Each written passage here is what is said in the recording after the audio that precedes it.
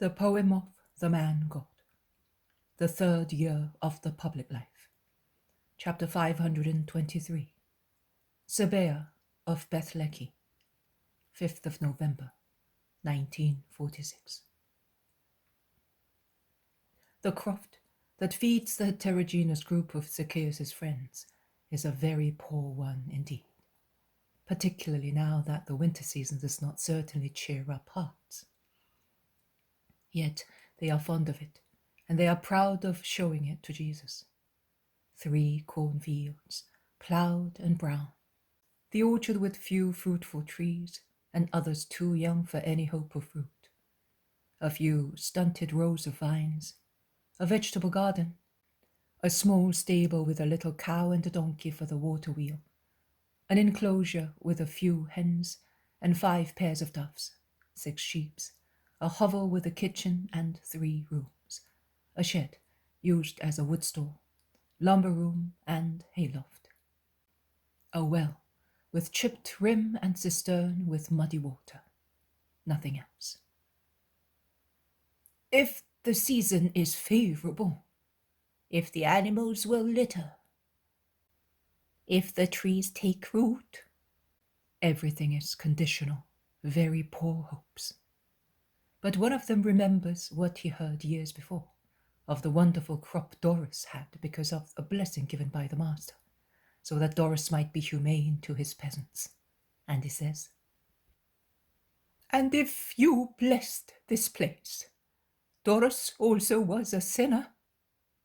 You are right.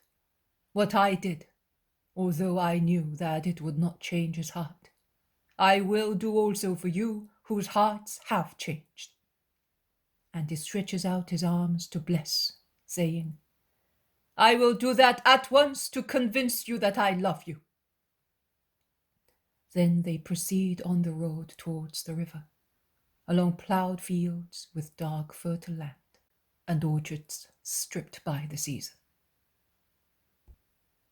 At a bend, some scribes come forward. "Peace to you, master. We have been waiting for you here to venerate you." "No, to be sure that I work no fraud. You have done the right thing. You must be convinced that I have had no opportunity to see the woman or any of the people who are with her. You were on watch at Zacchaeus' house, and you saw that none of us came out. You preceded me on the way, and you saw that none of us went ahead of you. You are thinking of imposing terms on me with regard to the meeting with that woman, and I tell you that I will accept them even before you mention them." "But if you do not know them?" "Is it not true that you do want to impose them?" "It is true."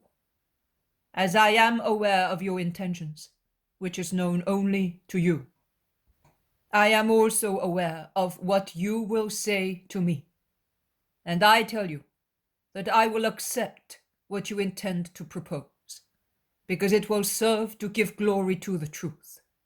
Speak up." "Do you know what the situation is?" "I know that you consider her to be possessed, and that no exorciser has been able to expel the demon. And I know that she does not speak words worthy of a demon. That is what those who have heard her speak say." "Can you swear that you have never seen her?" "A just man never swears, because he is entitled to have his word accepted.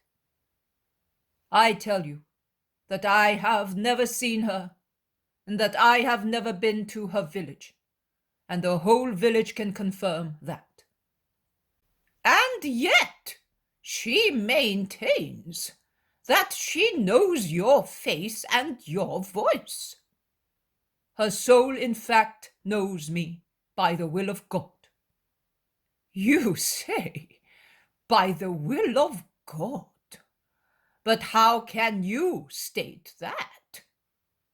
"I have been told that she speaks inspired words." "The demon also speaks of God, but mixing errors on purpose to lead men astray with wrong thoughts. Well, we would like you to allow us to put the woman to a test. In what way? Do you really not know her? I have told you that I do not. Well then, we will send somebody ahead shouting, 'Here is the Lord,' and we shall see whether she greets him as if it were you. A poor test, but I agree. Pick those to be sent ahead from my followers. I will follow you with the others. And if the woman speaks, you must let her speak, that I may judge her words. That is fair. The agreement is made, and we will keep it loyally. Let it be so, and may your hearts be touched. Master, we are not all enemies. Some of us are in a position of expectation, sincerely anxious to see the truth and follow you, said a scribe. That is true, and they will still be loved by God. The scribes examine the apostles and are surprised at the absence of many, of the Iscariot in particular. They then choose Judas Thaddeus and John. They also take the young converted thief, who is pale and thin, and with hair verging to a reddish hue. In short, they take those who, because of their age and features, look like the master. We will go on with them.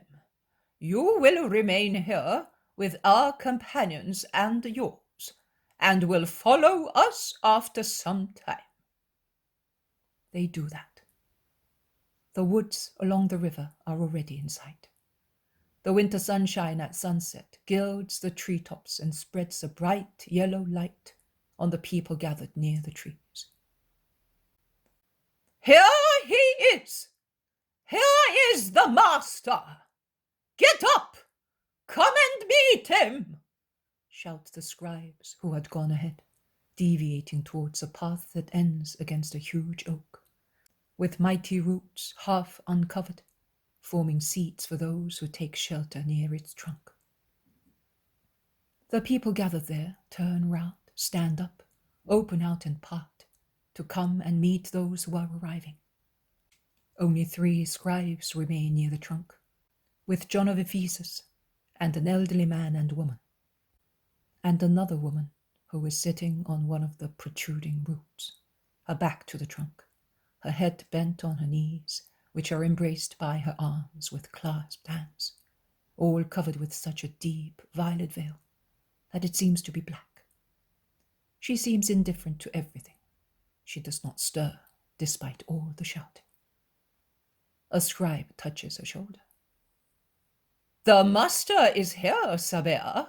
Stand up and greet him. The woman does not reply and does not move. The 3 scribes look at one another and smile ironically, nodding meaningfully to the others who are coming forward. And as those who were waiting had become quiet, because they did not see Jesus, they begin to shout louder than ever with their accomplices, so that the woman may not become aware of the deceit. Woman, says a scribe to the old mother who is with her daughter, you at least ought to greet the master, and tell your daughter to greet him. The woman prostrates herself with her husband before Thaddeus and John and the repentant thief. Then standing up, she says to her daughter, Sabea, your Lord is here. Worship him. The young woman does not stir. The scribes smile more ironically, and one of them, a thin, big-nosed man, says in a nasal, drawling voice, You were not expecting this test, were you? And your heart is trembling. You realize that your fame of a prophetess is in danger, and you are not prepared to tempt fate. I think that is enough to say that you are a liar." The woman raises her head all of a sudden. She throws a veil behind her head, and looking with wide open eyes, she says, "I do not lie, scribe, and I am not afraid, because I am in the truth. Where is the Lord?" "What? You say that you know him, and you do not see him? He is in front of you." "None of these is the Lord. That is why I did not move. None of them." "None of them? What? Is that fair-haired Galilean not the Lord? I do not know him, but I know that he is fair-haired and his eyes are sky blue." "He is not the Lord." "Well, it is that other one, who is tall and severe-looking. Look at his royal features. It's certainly him. He is not the Lord. The Lord is not amongst them." And she lowers her head on her knees as before. Some time passes. Then there is Jesus coming forward. The scribes have ordered the few people present to be silent, so his arrival is not given away by any hosanna. Jesus is coming forward between Peter and his cousin James. He's walking slowly, silently. The thick grass deadens all shuffling of feet, while the old woman wipes her tears with her veil, and the scribe offends her, saying, "Your daughter is mad and a liar." And the father sighs and reproaches his daughter. Jesus arrives at the end of the path, and he stops. The young woman, who could not hear or see anything, jumps to her feet, throws away her veil, uncovering thus her head, stretches out her arms with a mighty cry, "Here is my Lord, coming to me! This is the Messiah, O men, who want to deceive and humiliate me. I can see upon him the light of God, who points him out to me, and I honor him." And she throws herself on the ground, remaining where she was, at about 2 meters from Jesus, with her face on the ground, on the grass. She shouts, "I greet you, O King of peoples, O wonder, O Prince of Peace, Father of the century that has no end, leader of the new people of God."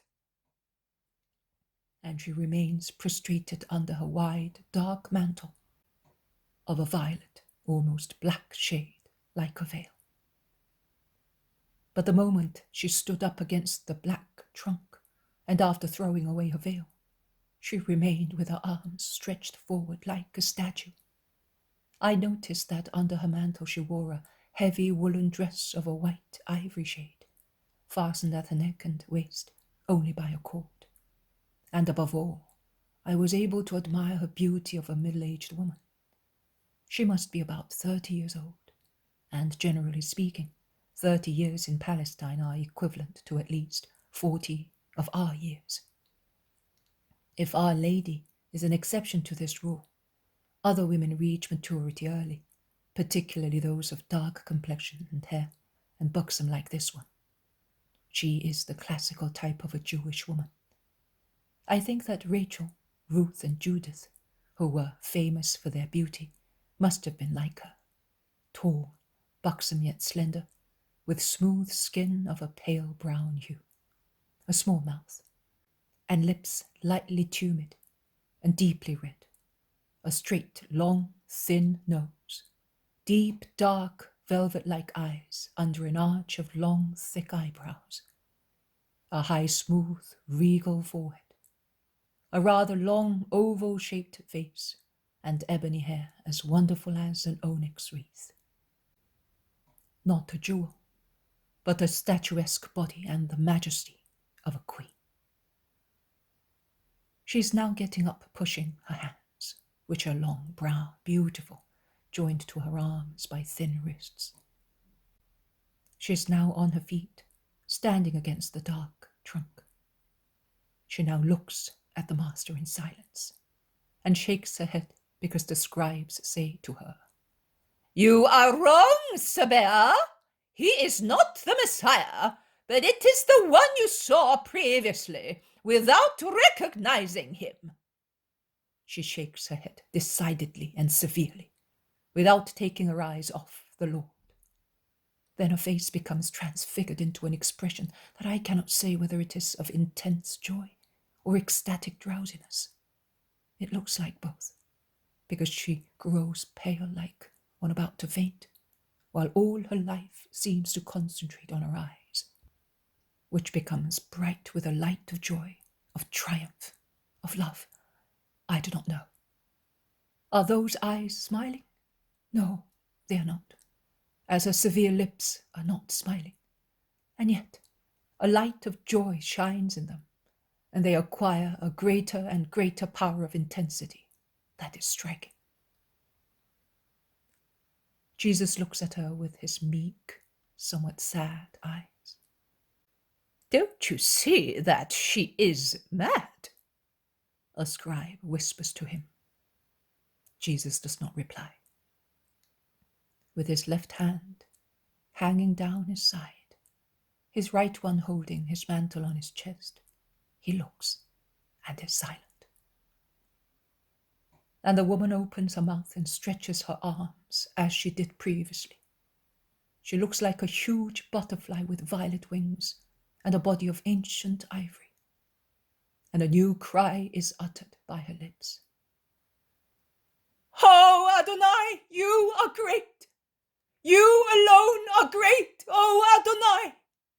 You are great in heaven and on the earth, in time and in ages and beyond time, from time immemorial and forever. O Lord, Son of the Lord, your enemies are under your feet, and your throne is supported by the love of those who love you."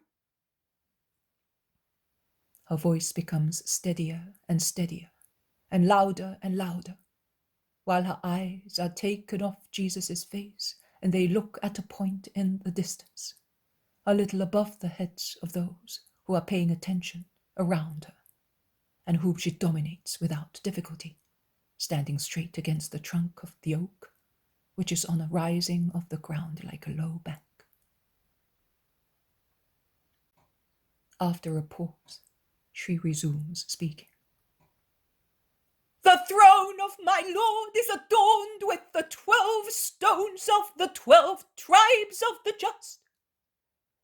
In the great pearl that is the throne, the white, precious light throne of the most holy Lamb, there are mounted topazes with amethysts, emeralds with sapphires, rubies with sardonyxes, and agates and chrysolites and beryls, onyxes, jaspers, opals. Those who believe, those who hope, those who love, those who repent, those who live and die in justice, those who suffer, those who leave error for the truth, those who were hard-hearted and have become meek in his name, the innocent, the repentant, those who divest themselves of everything to be agile in following the Lord, the virgins whose spirits shine with a light like the dawn of the heaven of God. Glory to the Lord, glory to Adonai, glory to the King sitting on his throne." Her voice is a sharp sound. The people quiver with emotion.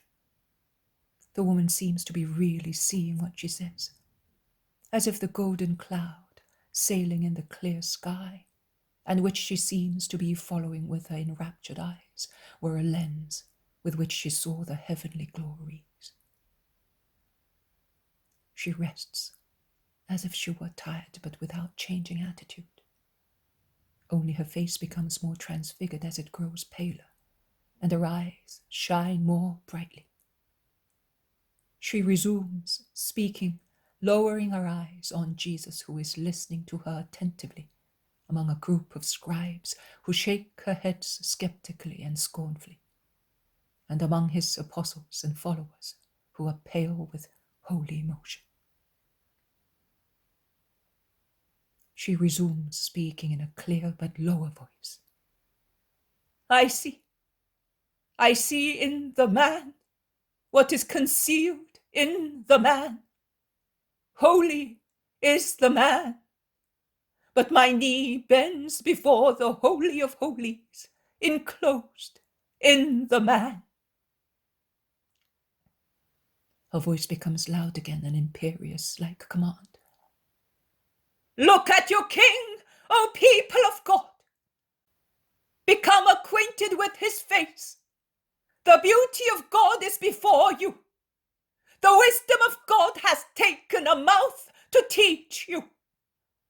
It is no longer the prophets, O people of Israel, who speak to you of the unnameable one.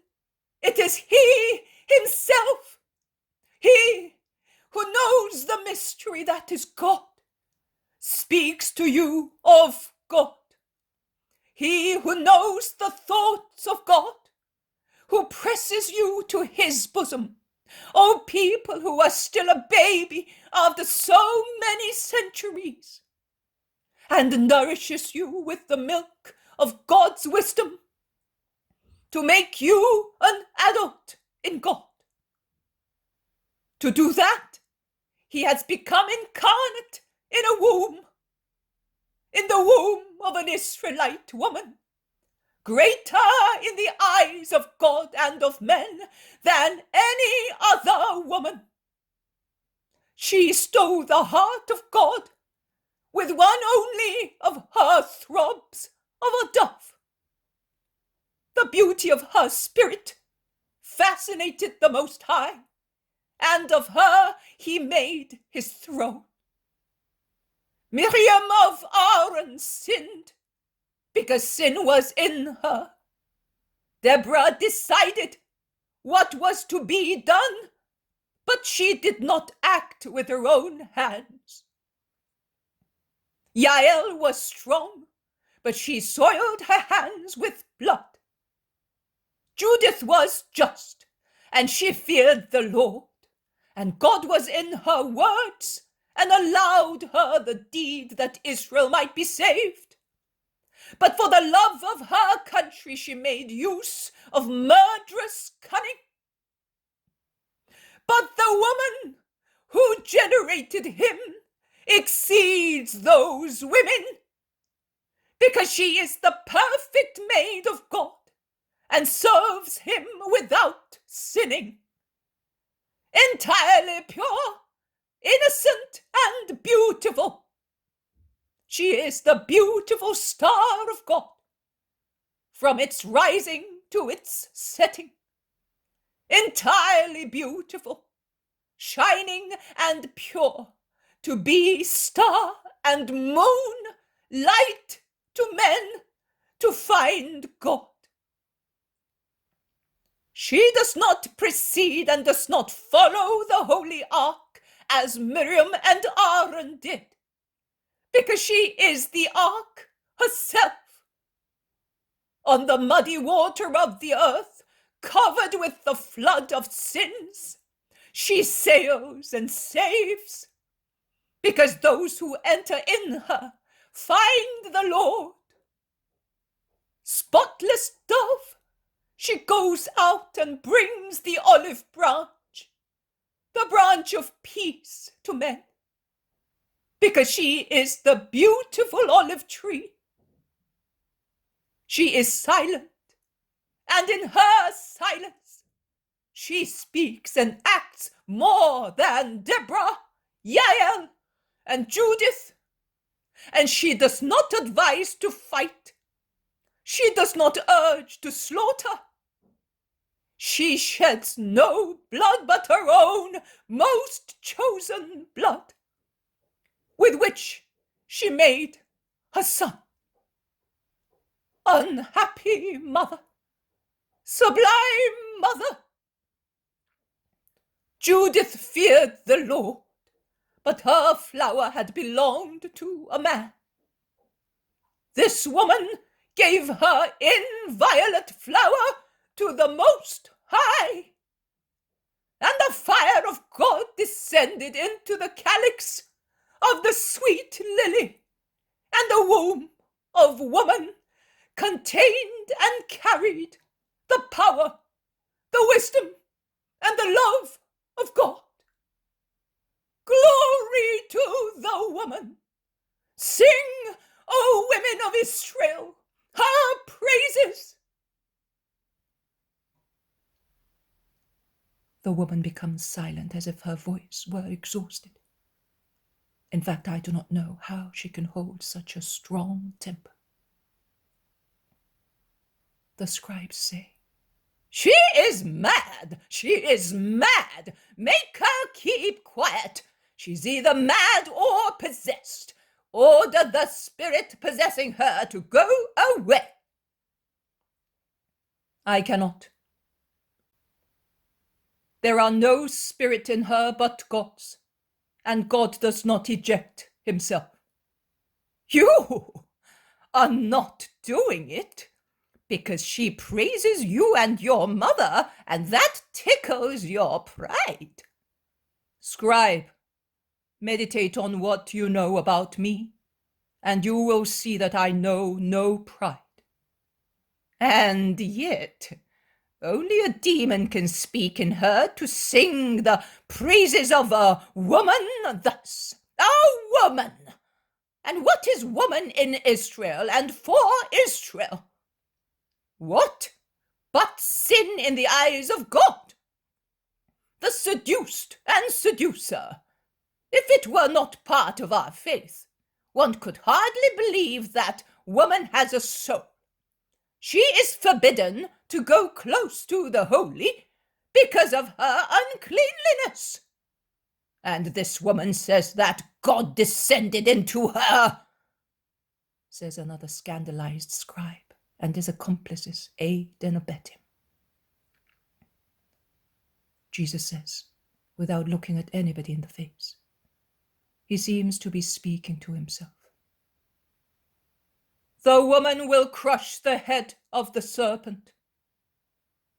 The virgin will conceive and give birth to a son, who will be called Emmanuel. A shoot will spring from the stock of Jesse. A flower will come up from this root, and the Spirit of the Lord will rest on him. That woman, my mother, scribe, out of respect for your knowledge, remember and understand the words of the book. The scribes do not know what to reply. They have read those words thousands of times and said that they were true. Can they now deny it? They keep quiet. One gives instructions to light some fires, as it is getting cold near the banks of the river, where the evening wind is blowing. The order is obeyed, and bonfires of sticks blaze in circle around the people who have grouped together. The dancing light of the fire seems to rouse the woman, who had become silent with her eyes closed, deeply absorbed in herself. She opens her eyes and stirs herself. She looks at Jesus again and shouts once more, "Adonai, Adonai, you are great. Let us sing a new hymn to the Divine One. Shalom, Shalom Malkaik." I am spelling it thus, but the H is aspirated almost like a C, as pronounced by people in Tuscany. Peace, peace, O King whom nothing can resist. Then she becomes silent all of a sudden. She looks round, for the first time since she began to speak, at those surrounding Jesus, and she stares at the scribes as if it were the first time she saw them. And without any apparent reason, tears well up in her large eyes, and her face becomes sad and dull. She speaks slowly now, in a deep voice like one relating sorrowful things. No, there is who resists. You, O people, listen. After my grief, O people of Bethlechi, you have heard me speak. After years of silence and grief, I heard, and I said what I had heard. Now I am no longer in the green woods of Bethlechi, a virgin widow who finds her only peace in the Lord. I have not around me only my fellow citizens to say to them, let us fear the Lord, because the hour has come when we must be ready for his call. Let us clothe our hearts with beautiful garments, in order not to be unworthy of being in his presence. Let us gird ourselves with strength, because the hour of the Christ is an hour of trial. Let us purify ourselves like victims for the altar, so that we may be received by him who sends the Christ. Let those who are good become better. Let those who are proud become humble. Let thus who suffer from lust divest themselves of their flesh, to be able to follow the Lamb. Let the miser become a benefactor, because God assists us through his Messiah. And let everybody practice justice, in order to belong to the people of the Blessed One who is coming. Now I am speaking before him, and before those who believe in him, and also before those who do not believe and scoff at the Holy One, and at those who speak and believe in his name and in him. But I am not afraid. You say that I am mad. You say that a demon speaks in me. I am aware that you could have me stoned as a blasphemer.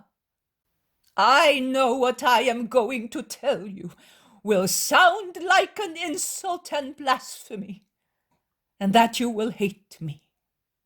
But I am not afraid, being perhaps the last of the voices that speak of him before his manifestation.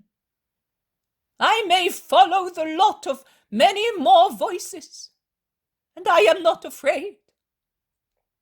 The exile in the cold and solitude of the earth is too long for those who think of the bosom of Abraham, of the kingdom of God, that the Christ opens to us and is holier than the holy bosom of Abraham.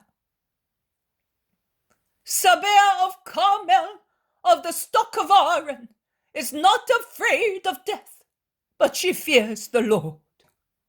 And she speaks when he makes her speak, in order not to disobey his will.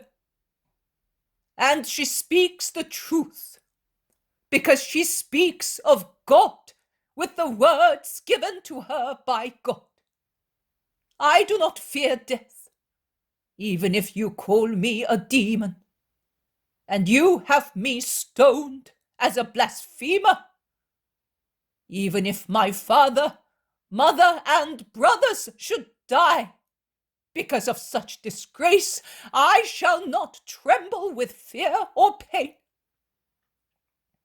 I know that the demon is not in me, because all wicked incentives are inert in me, and the whole Bethlechi knows that. I know that the interruptions that stones may cause to my song will be shorter than a sigh, and afterwards more breath will be given to my song in the freedom beyond the earth. I know that the grief of my kinsfolk will be comforted by God, and it will be short, whereas their joy of martyr relatives of a martyr will be eternal.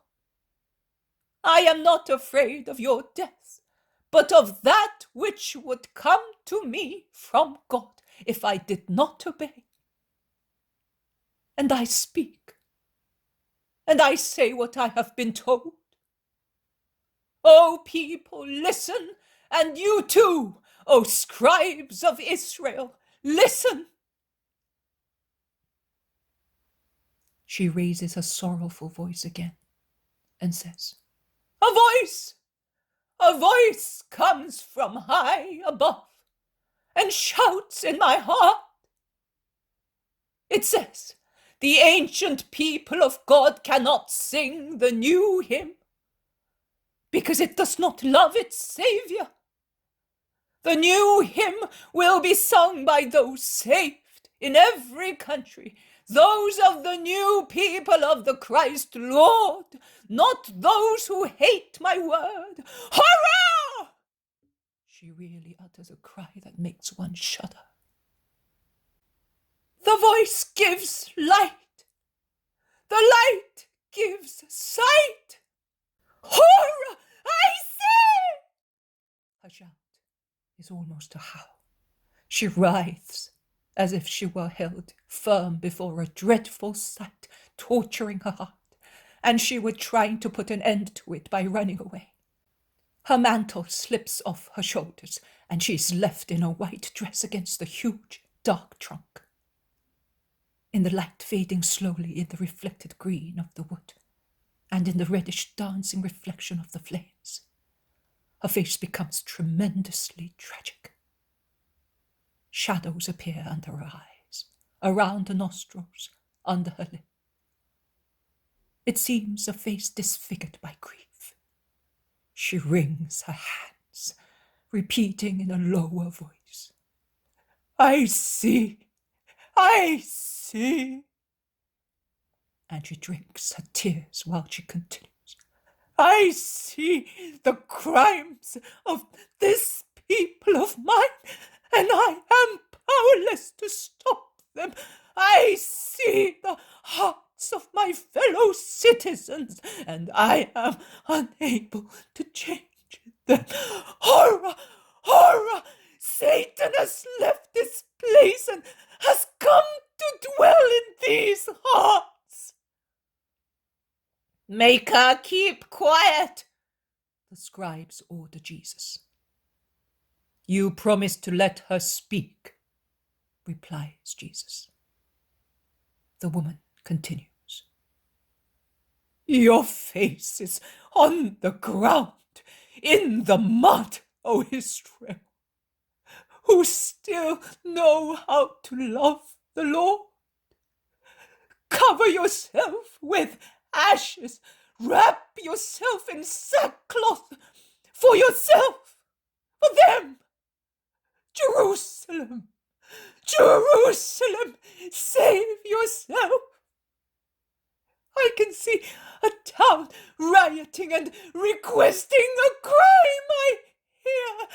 I can hear the shouts of those who, with hatred, invoke blood upon themselves. I can see the victim being raised in the Passover of blood, and I can see that blood flowing, and I can hear that blood cry louder than the blood of Abel, while heaven opens and the earth quakes and the sun grows dark. And that blood does not cry out for vengeance, but it implores mercy on its murderous people and on us. Jerusalem, be converted! That blood, a stream that washes the world, curing all evils, cancelling all sins. But for us of Israel, that blood is fire. For us, it is a chisel that engraves the name of Decide and the curse of God on the sons of Jacob. Jerusalem, have mercy on yourself and on us. Tell her to be quiet. It is an order, shout the scribes, while the woman sobs, covering her face. I cannot order the truth to be quiet. Truth! She is mad and she is raving. What kind of a master are you if you accept as true the words of a raving woman? And what Messiah are you if you cannot make a woman be quiet? And what prophet are you if you cannot drive out a demon, and yet you have done it on other occasions? Yes, he did, but it does not suit him now. It is nothing but a well-planned trick to frighten the crowd. And I would have chosen this moment, this place, and this handful of men to do it, when I could have done it in Jericho, when I had over 5,000 people who followed and surrounded me several times, when the enclosure of the temple was too small to contain all those who wanted to hear me. And can the demon speak words of wisdom? Which of you can honestly say that one error has come out of her lips? Are the dreadful words of the prophets not resounding on her lips, in her womanly voice? Do you not hear the howl of Jeremiah and the weeping of Isaiah and of the other prophets? Do you not hear the voice of God spoken through a creature? The voice that strives to be accepted by you for your own good. You do not listen to me. You may think that I speak in my own interest. But what profit does this woman, who is unknown to me, hope to have from these words? What will she gain, except your contempt, your threats, and perhaps your revenge? No, I will not order her to be silent. On the contrary, that these few people may hear her, and you also may hear her and mend your ways. I say to her, speak up. I tell you in the name of the Lord. Jesus is now majestic. He is the powerful Christ of the moments of miracles. With his large magnetic eyes, shining like blue stars, made even brighter by the flames of a bonfire which is burning between him and the woman.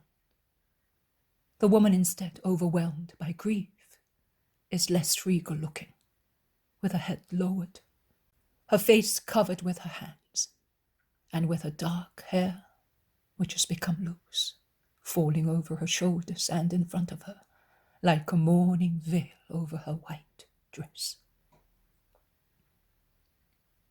Speak up, I tell you. Your sorrowful words are not fruitless. Sabea of the stock of Aaron, speak up.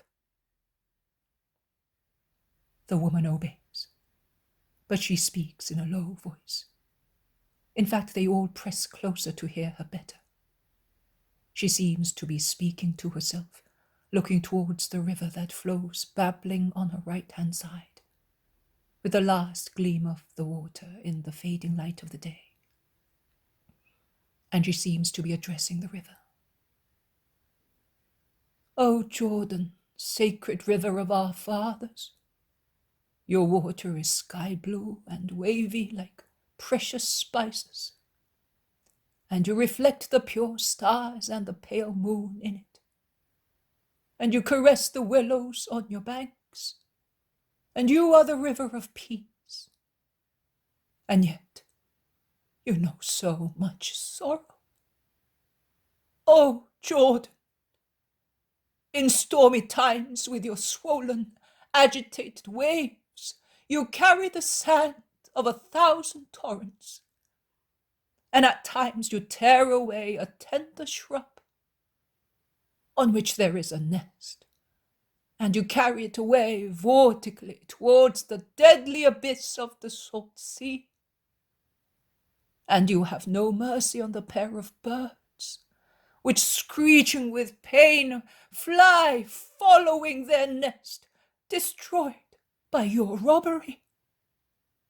Thus, O sacred Jordan, you will see the people that did not want the Messiah go towards its ruin, struck by divine wrath, torn away from their homes and from the altar, and perish on the greatest death.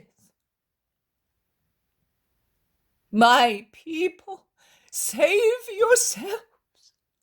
Believe in your Lord. Follow your Messiah. Recognize him for what he is. Not the king of peoples and armies.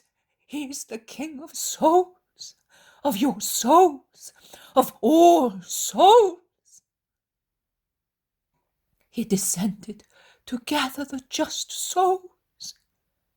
He will ascend again to lead them to the eternal kingdom. Oh, you who are still able to love, press round the Holy One. Oh, you who have the destiny of our fatherland at heart, join the Saviour. Let not all the offering of Abraham die. Shun the false prophets, who with lying mouths and rapacious hearts want to tear you away from salvation. Come out of the darkness rising around you. Listen to the voice of God. In the decree of God, the mighty ones of whom you are now afraid are already dust. One only is the living being. The places in which they reign and from which they oppress people are already in ruin. One only is lasting. Jerusalem, where are the proud sons of Zion of whom you boast? Where the rabbis and the priests with whom you adorn yourself and whom you regard with respect? Look at them, oppressed, in chains. They are going towards their places of exile, among the ruins of your buildings, among the dead bodies of those who were slaughtered or died of starvation. The fury of God is upon you, Jerusalem, who reject your Messiah and strike his face and heart. All your beauty has been destroyed. Every hope of yours is dead. The temple and the altar are desecrated. Make her be silent. She is blaspheming. Make her be quiet, we say. The ephod is torn. It is no longer of any use. You are guilty if you do not command her to be silent, because he no longer reigns. There is another, an eternal pontiff, and he is holy and has been sent by God, king and priest forever, sent by him who considers as given to himself the offences given to the Christ, and avenges them, another pontiff, the true holy pontiff, anointed by God and his sacrifice, in the place of those on whose heads the tiara is a dishonor, as it covers horrible thoughts. Be quiet, you cursed one! Be quiet, or we will strike you! And the scribes maltreat her rudely. But she does not appear to hear them. The people set up a protest, shouting, "Let her speak! Since you speak so much, she's telling the truth. It is so. There is no more holiness among you. One only is holy, and you are vexing him." The scribes deem it wise to be quiet, and the woman continues in a tired, sorrowful voice. "He has come to bring you light, and you waged war against him. Health, and you sneered at him. Love, and you hated him. Miracles, and you said he was a demon. His hands cured your sick people, and you pierced them. He brought you the light, and you spat on his face and covered it with filth. He brought you life, and you killed him. Israel, grieve over your fault, and do not curse the Lord.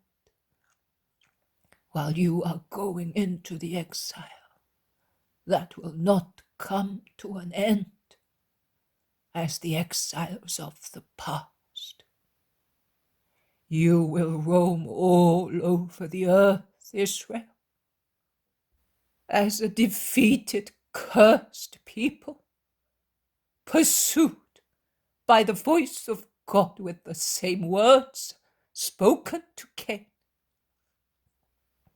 And you will not be able to come back here and build a solid home unless you acknowledge with the other peoples that this is Jesus, the Christ, the Lord, Son of the Lord."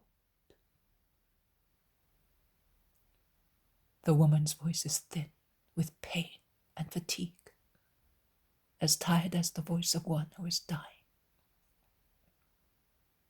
But she does not refrain from speaking. On the contrary, she takes courage again for her last command.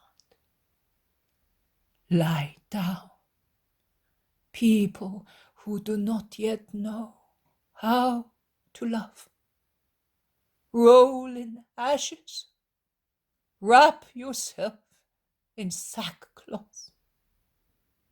The fury of God is hanging over us like a cloud laden with hailstones and lightning over a cursed field."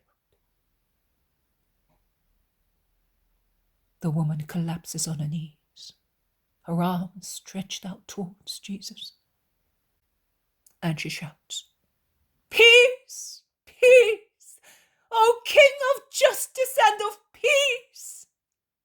Peace, O great and mighty Adonai, whom not even the Father resists. Implore peace for us. In your name, O Jesus, Savior and Messiah, Redeemer and King and God, 3 times holy." and shaken by sobs, she falls to the ground with her face on the ground. The scribes surround Jesus, taking him aside and turning away everybody else with threatening looks and words.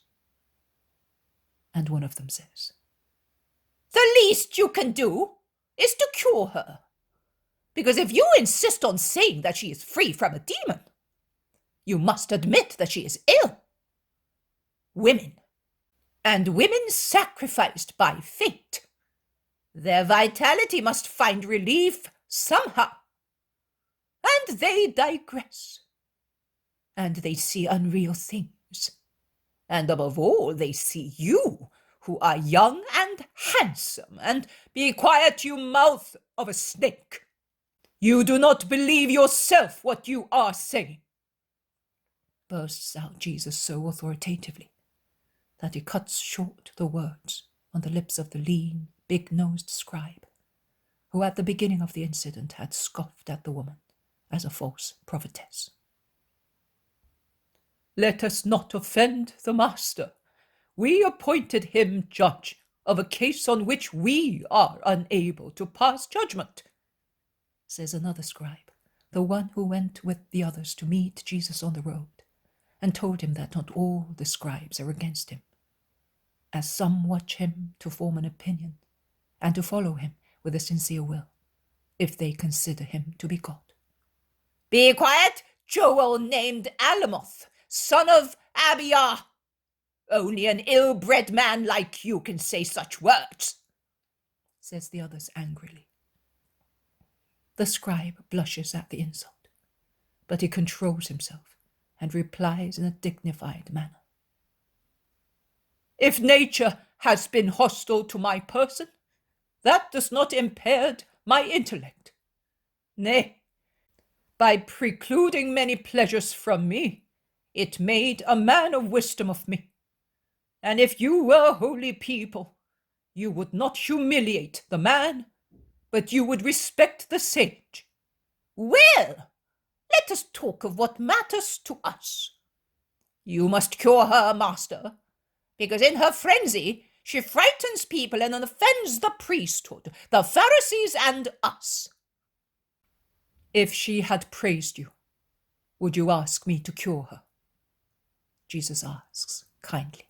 "No, because it would serve to make people respectful to us. These capricious people who hate us in their hearts and sneer at us whenever they get a chance," replies one of the scribes without realizing that he is falling into a trap. "But would she still not be a sick person? Would I not have to cure her?" Jesus asks kindly again. He sounds like a schoolboy who is asking his teacher what he has to do. And the scribes, blinded by pride, do not realize that they are giving themselves away. "In that case, no, on the contrary, she ought to be left in her frenzy, and we should do everything in our power to make people believe that she is a prophetess. Honor her, point her out.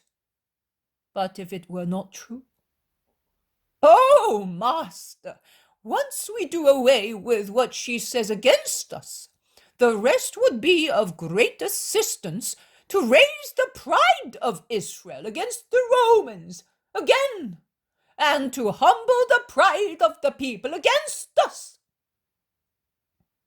But we could not say to her, 'Speak thus, but do not say that,'" says Jesus resolutely. "Why? Because those who rave do not know what they say.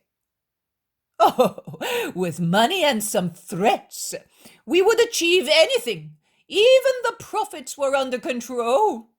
Truly, I do not know about that. Because you do not know how to read between the lines, and because not everything has been written. But the prophetic spirit is not subject to orders, O scribe. It comes from God, and God cannot be bought over or be frightened, says Jesus, changing tone. It is the beginning of his counterattack. But this woman is not a prophetess. It is no longer the time for prophets. It is no longer the time for prophets. Why not? Because we do not deserve them. We are too corrupt. Really? And you say so? A short while ago you judged her to be worthy of punishment because she said the same thing. The scribe is disconcerted. Another scribe comes to his rescue, saying, "The time of prophets ended with John. They are of no use anymore." Why? Because you are here to tell us the law and speak to us of God. Also in the days of the prophets, there was the law, and wisdom spoke of God. And yet they were there too. But what did they prophesy? You're coming. Since you have come, they do not serve anymore. Hundreds of times I have heard you, the priests and the Pharisees, ask me whether I was the Christ or not. And because I affirmed it, I was said to be a blasphemer and a madman. And you picked up stones to throw them at me. Are you not Zadok, the so-called golden scribe? Says Jesus, pointing at the big-nosed scribe who had maltreated the woman after trying to deceive her. I am. So? Well, you, exactly you, have always been the first. At Giscala and in the temple, to stir up violence against me. But I forgive you. I remind you only that you did so, saying that I could not be the Christ, whereas now you maintain it. And I remind you also of the challenge I issued to you at Kadesh. You will shortly see part of it being fulfilled, when the moon will come back to the face in which she is now shining in the sky. I will give you the proof, the first one. You will have the second when the corn, which is now sleeping in the earth, will shake its still green ears in the breeze of Nisan. But to those who say that the prophets are useless, I reply, and who will put limits to the Most High Lord? I solemnly tell you that there will always be prophets as long as there are men. They are torches in the darkness of the world. They are the fireplaces among the ice of the world.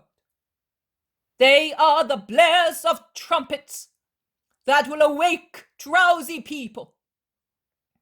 They are the voices that remind men of God and of his truth, forgotten and neglected through time.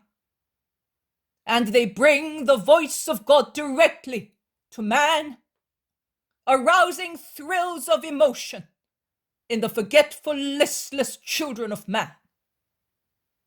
They will have other names, but the same mission and the same destiny of human sorrow and superhuman enjoyment. Woe to men if there were no such spirits whom the world will hate and God will love dearly. Woe to men if they did not exist to suffer and forgive, to love and work, obeying the Lord. The world would perish in darkness, frozen in deadly drowsiness, in idiocy, in wild, brutal ignorance. God will therefore give rise to them and there will always be some of them. And who can order God not to do so? You, Zadok, or you, or you? I solemnly tell you that not even the spirits of Abraham, Jacob, and Moses, of Elijah and Elisha, could impose such a limitation on God. And God only knows how holy they were and what eternal lights they are. So, you will neither cure the woman nor condemn her? No, I will not. And do you judge her to be a prophetess? Yes, an inspired prophetess. You are a demon like her. Let us go. It is not right to lose more time with demons, says Zadok, pushing Jesus rudely to move him aside. Many follow him, some stay. Among the latter, the one whom they called Joel a Lammoth. And are you not following them? Asks Jesus, pointing at those going away. No, Master. We shall go away because night has fallen, but we want to tell you that we believe in your judgment. God can do everything. That is true. And as we fall into many sins, he can give rise to spirits who will call us back to justice, says a very elderly one. You are right, and your humility is greater than your knowledge in the eyes of God. Then remember me when you are in your kingdom. Yes, Jacob, I will. How do you know my name? Jesus smiles without replying. Master, remember us as well, says the other three. And Joel a Lammoth, the last one to speak, says, and let us bless the Lord who has given us this hour. Let us bless the Lord, replies Jesus. They greet one another and part. Jesus joins his apostles and goes with them towards the woman, who has resumed the position she had at the beginning, sitting all curled up on the protruding root. Her mother and father ask the master anxiously, So is our daughter a demon? They said so before going away. She is not. Set your minds at rest and love her, because her destiny is a very sorrowful one, exactly as all destinies like hers. But they said that that is your judgment. They have lied. I do not lie. Be at peace. John of Ephesus comes forward with Solomon and the other disciples and says, Master, Zadok has threatened them. I tell you. Them or her? Them and her. Isn't that right? Yes, they said to us, to my wife and me, that if we cannot convince our daughter to be silent, there will be trouble for us. And they said to Sabea, if you speak, we will denounce you to the Sanhedrin.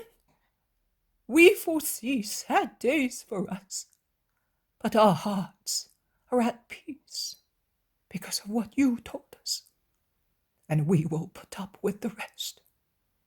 But with regard to her, what shall we do? Tell us, Lord. Jesus is pensive. Then he replies, Have you no relatives far from Bethlechi? No, Master. Jesus is pensive, and then he raises his head and looks at Joseph, John of Ephesus, and Philip of Arbela. He says to them, You will set out with these people, and then from Bethlechi you will go with her and her trousseau to Aera. You will tell Timonius' mother to keep her in my name. She knows what it means to have a persecuted son." "We will do that, Lord. It's a wise decision. Our error is far and out of the way," says the three men. Sabea's father and mother kiss the master's hands, and they thank him and bless him. Jesus bends over the woman. He touches her veiled head and calls her gently. "Sabea, listen to me." The woman raises her head. She looks at him and then falls on her knees. Holding his hand to her head, Jesus says, "Listen, Sabea. You will go where I send you, to a mother. I would have liked to send you to my mother, but it is not possible. And continue to serve the Lord with justice and obedience. I bless you, woman. Go in peace." "Yes, my Lord and my God. But shall I be able to speak when I have to?" "The Spirit who loves you will guide you according to the moment. Be sure of his love. Be humble, chaste, simple, and sincere, and he will not abandon you. Go in peace." He joins again the apostles and Zacchaeus with his friends, who had stopped a few paces away, holding back other curious people. "Let us go. Night has fallen. I do not know how you who have to go to Jericho will get there." "Particularly for the woman and her relatives, I would say. But if you think that it is a good idea, we will stay outside, and you and they will be able to sleep in the house until morning," suggests one of Zacchaeus' friends. "A good idea. Go and tell Sabea to come here with her relatives and the disciples. They will sleep in the house. I will stay with you. It is not a windy night. We will light some fires and we will wait for dawn thus, while I teach you and you listen to me." And he slowly sets off in the early moonlight.